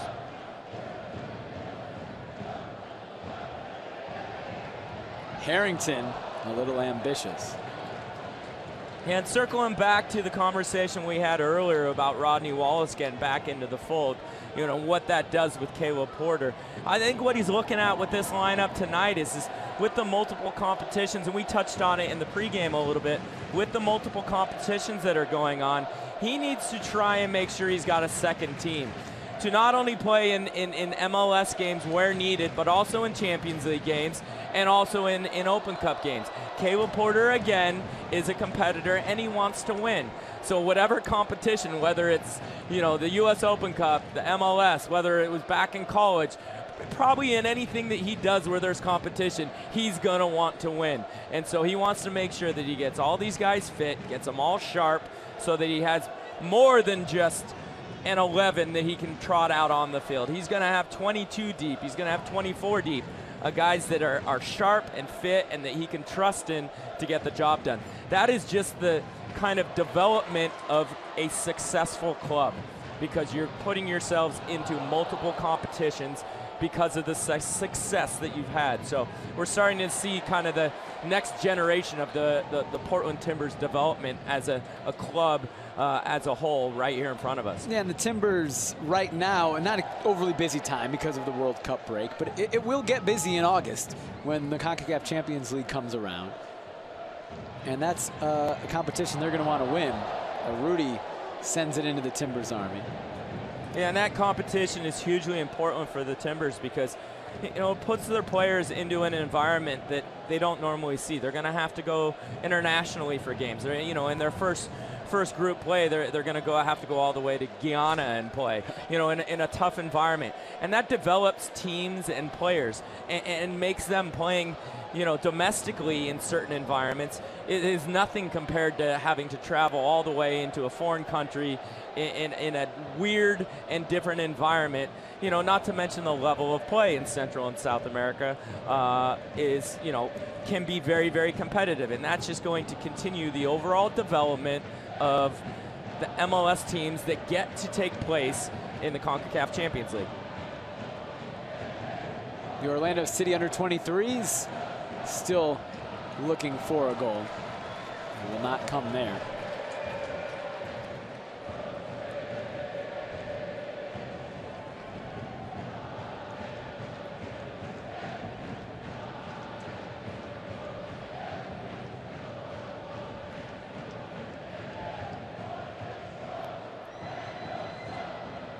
You know, and a great example of the CONCACAF Champions League, you know, really developing a team and a franchise as a whole is RSL. You know, and you see how deep RSL is, and it's from their years of playing in the Champions League, you know, making that real long run, having the final, being so close to winning that championship. You have to use your full squad. And so you see, you know, players that are maybe, you know, number 12, number 13, number 14, number 15, developing quickly because they're getting these games. And overall, it just makes the club itself, you know, more competitive. And that's why we're seeing RSL year in and year out being successful. A chance for Orlando City under-23s. That was Daniel Johnson over the bar. Johnson came into the match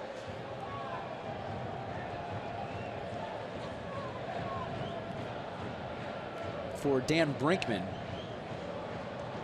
about 10 minutes ago.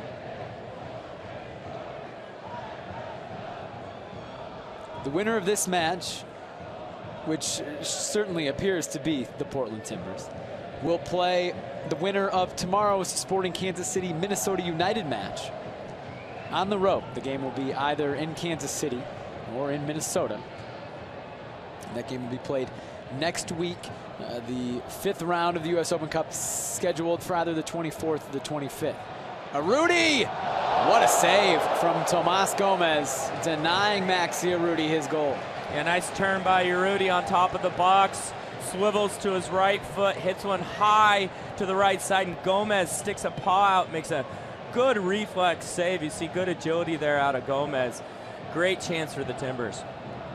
Getting back to the next round of the U.S. Open Cup, it's safe to assume that that match will be on June 24th on Tuesday, a week from tonight. The Timbers will then have a short turnaround for Friday night's match against Sporting Kansas City. Could be playing Sporting Kansas City twice in a matter of 3 days. Another corner kick. Alisson thought that was headed for the net. Yeah, that game tomorrow night between Minnesota and Kansas City. Minnesota has already clinched the spring division title of the NASL, which is they play their seasons in 2 halves, and they've already clinched the first half of the season. Minnesota is one of those clubs that's looking to try and get into MLS. They've spent a lot of money. They have a new owner out there, and it's going to make for a tasty affair tomorrow night between Minnesota and Kansas City.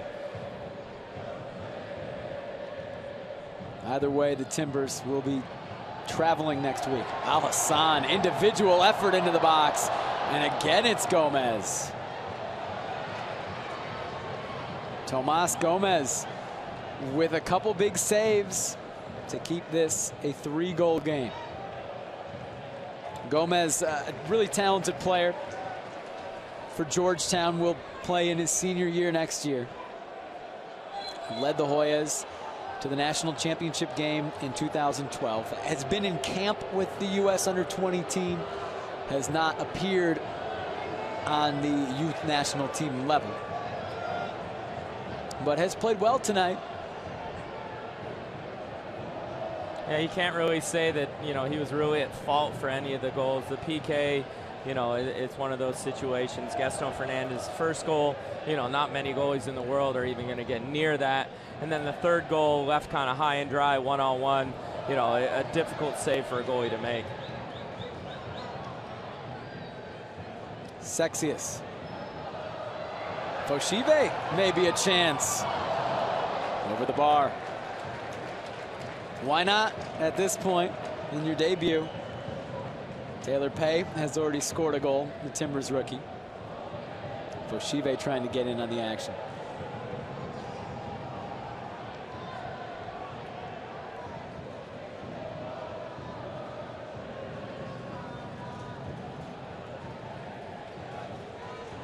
Nico Rittmeyer, another youth national team guy, has played with the U.S. under-19s. Plays for the College of Charleston, now transfer from North Carolina, where he played last season. Rittmeyer right here at the fourth official with the ball now. He scored 50 goals his junior year in high school in Georgia. It's a national record. He had a hat trick in 10 straight matches. Decided, I don't need to stick around for my senior year. Went to UNC a year early, redshirted, then in his redshirt freshman year, only played in 4 matches, decided to transfer to the College of Charleston. But I don't care what level you're playing on. Hat tricks in 10 straight matches is ridiculous. This a pretty ridiculous run from an outside back, Taylor Pay, 90 yards up the field, and then some nifty footwork in the corner from the rookie from Washington. It's a goal kick, but a deserved hand from the Timbers Army. They're gonna like this kid, Taylor Pay. They already do. I'll tell you what, he's having fun tonight, and you can see it there, and you can see some of his attributes. You saw just a minute earlier him getting up high to win the head ball. He gets the ball, 80, 90-yard run down the right side. He's having some fun now. Juan Guzman blows the final whistle. The Portland Timbers are moving on to the 5th round of the U.S. Open Cup. A 3-0 win over the Orlando City under-23s. As you'd expect from the Timbers, a Major League Soccer side tonight. A dominating win over Orlando City under-23. Looked like what Caleb Porter wanted to see from his guys in. Yeah, I think maybe, you know, at first in the first half dealing with that kind of chaotic pressure that college players will put on the pros. They, you know, a little sloppy to begin with, but overall it's a professional performance. They go out there, they get the job done. You know, it's 3-0 on the scoreboard, but, you know, 25-5 shots. You know, they had plenty of opportunities. This game could have been 4, 5, or 6, but, you know, the fact that he's able to get some of his players good quality minutes and get everyone through without injuries, get some young guys out on the field, get them some experience. I think it's a very, very positive night for the Timbers. Timbers win 3-0. 2 goals from Gaston Fernandez and 1 from the rookie Taylor Pay in his debut send the Timbers through to the 5th round of the U.S. Open Cup. The next match for Portland will be against the winner of Sporting Kansas City and Minnesota United. Those 2 teams play tomorrow night. That match will be on the road, most definitely on Tuesday, January 24th. Could also be played on Tuesday, June 24th. We don't have to wait 7 months for the match. Well, it could be played on Wednesday, June 25th, but that extremely unlikely because the Timbers will be back here for a Major League Soccer match, their first after the World Cup break on Friday, June 27th against Sporting Kansas City, an 8 o'clock start right here at Providence Park. For Andrew Greger, I'm Jake Sivan. Timbers win 3-0. Have a great night.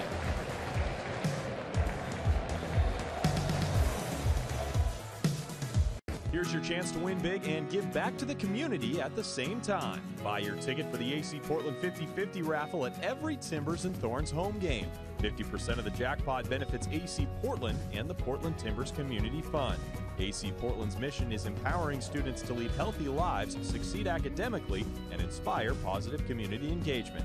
To participate, just look for the 50-50 signs at your next Timbers or Thorns home game or visit timbers.com/5050.